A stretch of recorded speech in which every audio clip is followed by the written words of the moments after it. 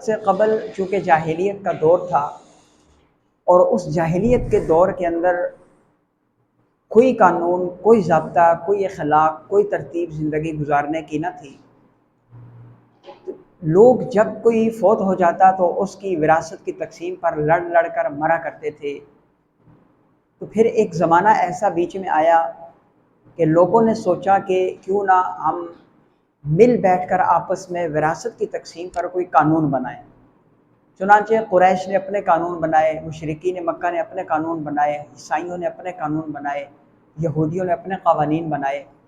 تو ان سب کے قوانین جو تھے چونکہ وحی الہیہ کی روشنی اور نور سے محروم تھے، اس لیے اس کے اندر بھی جو انہوں نے قوانین بنائے، ان قوانین کے اندر بھی وہ انصاف نہیں تھا، وہ عدل نہیں تھا۔ پھر ان قوانین کے اوپر چلتے ہوئے بھی لڑائیاں، فتنے، فساد ہوتے تھے۔ پھر اللہ تعالیٰ نے اس انسانیت پر فضل کیا، کرم کیا، انعام کیا، رسول کریم صلی اللہ علیہ وسلم کی صورت میں ایک پیغمبر عطا کیے، ایک نبی عطا کیے۔ جب یہ نبی دنیا کے اندر تشریف لائے، انہوں نے 40 سال کا عرصہ اس قوم کے اندر گزارا، دیکھا، پرکھا، سوچا، سنا۔ پھر 40 سال کے بعد اعلان کیا نبوت کا۔ نبوت کے اعلان کے بعد جب آپ صلی اللہ علیہ وسلم کے سر مبارک پر نبوت کا تاج پہنایا گیا، تو اس کے بعد الہ العالمین کی طرف سے وحی کا نزول ہوا، پھر احکامات کا نزول ہوا، پھر جیسے جیسے جو چیز ضرورت پیش آتی گئی اس کے احکامات نازل ہوتے گئے وحی کے ذریعے سے۔ جبرائیل علیہ السلام آ کر کے پیغمبر علیہ السلام کی رہنمائی اللہ تعالیٰ کے حکم سے کرتے رہے۔ چنانچہ ایک عورت آپ صلی اللہ علیہ وسلم کے پاس آتی ہے اور آ کر کے کہتی ہے، یا رسول اللہ صلی اللہ علیہ وسلم، میرا شوہر فوت ہو گیا ہے، اور اس شوہر کے فوت ہونے کی وجہ سے جو اس کا ترکہ تھا وہ شوہر کے بھائیوں نے جو ہے وہ اپنے قبضے میں لے لیا۔ چونکہ زمانے کے اندر، قبل اس زمانے کے اندر جو ماضی میں گزرا ہے، اس میں عورت کو وراثت میں کوئی حصہ نہیں ملتا تھا۔ اب اگر مجھے کوئی حصہ نہیں ملے گا وراثت سے تو میرے چھوٹے چھوٹے بچے ہیں، یہ بھوک سے مر جائیں گے، تو آپ جو ہے وہ مجھے ان میں سے میرا حصہ دلا کر لیں۔ تو رسول کریم صلی اللہ علیہ وسلم نے فرمایا کہ وحی کا انتظار کرو۔ چنانچہ اسی لمحے میں جبرائیل علیہ السلام وحی لے کر آگے اور فرمایا، یوصیکم اللہ فی اولادکم للذکر مثل حظ الانثیین للرجال نصیب مما ترک الوالدان والاقربون وللنساء نصیب مما ترک الوالدان والاقربون مما قل منہ او کثر۔ یہ آیات نازل ہوئی۔ یہاں سے پھر وراثت کے احکامات، وہ احکامات نازل ہوئے کہ جن احکامات کے اندر وحی کا نور تھا، وحی کی روشنی تھی، تو یہ احکامات اب قیامت تک چلیں گے، اور قیامت تک چلنے کے ساتھ ساتھ یہ احکامات برابر ہمارے ہاں موجود رہیں گے، اور ہم جب تک ان احکامات کے اوپر پیروی کریں گے، وراثت کے اوپر، زمین اور جائیداد کی تقسیم پر کوئی لڑائی، کوئی جھگڑا، کوئی فتنہ اور کوئی فساد نہیں ہوگا۔ یہ احکامات اللہ رب العزت کی طرف سے نور وحی کی روشنی سے منور ہوں گے۔ تو علم میراث کی اہمیت کا اندازہ آپ یہاں سے لگا سکتے ہیں کہ اللہ تعالیٰ نے خود سارے کے سارے رشتوں کے حصے مقرر کر کے ہمارے سامنے رکھ دیے۔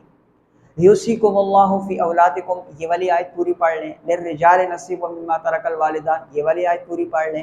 اور اس طرح کی بہت ساری آیات ہیں جو ہم آنے والے دروس کے اندر بیان کرتے رہیں گے۔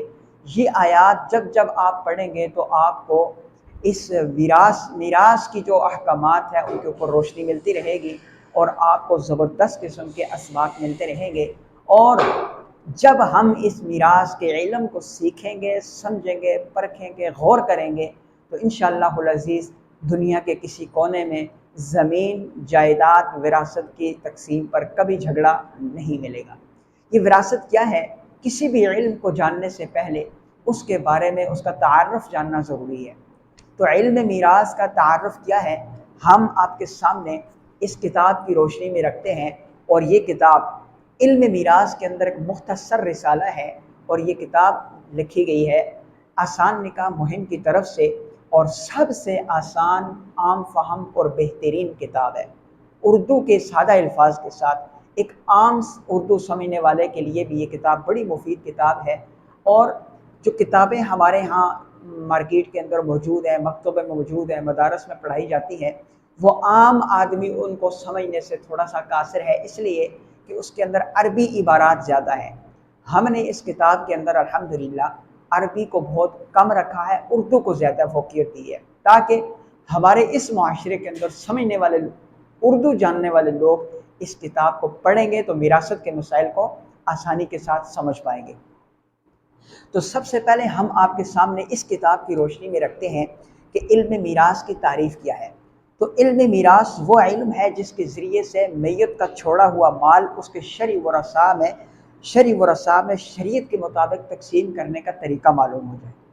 یعنی جو شخص فوت ہو جائے گا اس کا جو مال ہوگا وہ کیسے ورثاء کے اندر تقسیم ہوگا، شریعت کی روشنی میں تقسیم کرنے کا طریقہ ہمیں معلوم ہو، اس کو میراث کی تعریف کہتے ہیں۔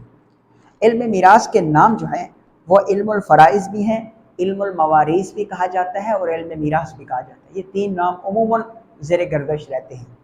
اور اس کے بعد اس علم کی فضیلت تو قرآن مجید کے اندر بھی بیان ہوئی ہے، احادیث مبارکہ کے اندر بھی بہت زیادہ بیان ہوئی ہے، اور سرور کونین صلی اللہ علیہ وسلم نے فرمایا جو علم میراث سے خالی ہو وہ علم سر سے خالی ہے۔ اس طرح کے الفاظ احادیث مبارکہ میں ملتے ہیں، اور آپ صلی اللہ علیہ وسلم نے اس علم کو سیکھنے پر بڑی تلقین فرمائی ہے۔ حضرت عمر رضی اللہ تعالیٰ عنہ جب کوئی قافلہ بھیجا کرتے اور ان کو خط لکھتے تو ان کو کہتے کہ جب کھیلنے کا دل کرے تو تیر اندازی کھیل لیا کرو، اور جب گفتگو کا دل کرے، بات چیت کا دل کرے تو علم میراث پر بات کیا کرو۔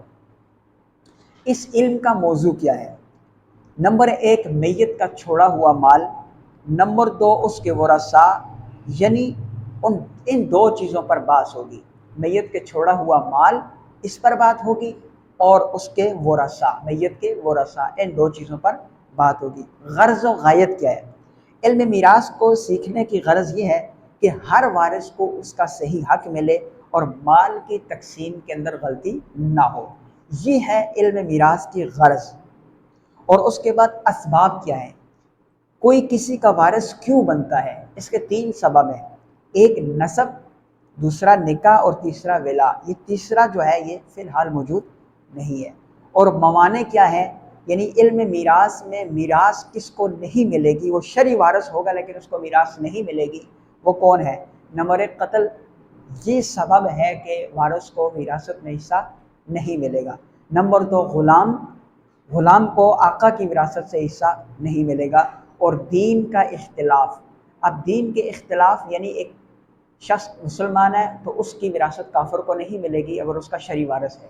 پھر ایک چوتھا سبب یہ بھی لکھا گیا ہے کہ ملک کا اختلاف، یعنی ایک پاکستان کا رہنے والا ہے، ایک ہندوستان کا رہنے والا ہے، اور یہ دونوں آپس میں شرعی ورثاء ہیں، ان دونوں میں سے ایک فوت ہو جاتا ہے تو پاکستانی فوت ہو گیا تو ہندوستان کا جو وارث ہوگا اگرچہ وہ شرعی وارث ہو تب بھی اس کو وراثت میں حصہ نہیں ملے گا۔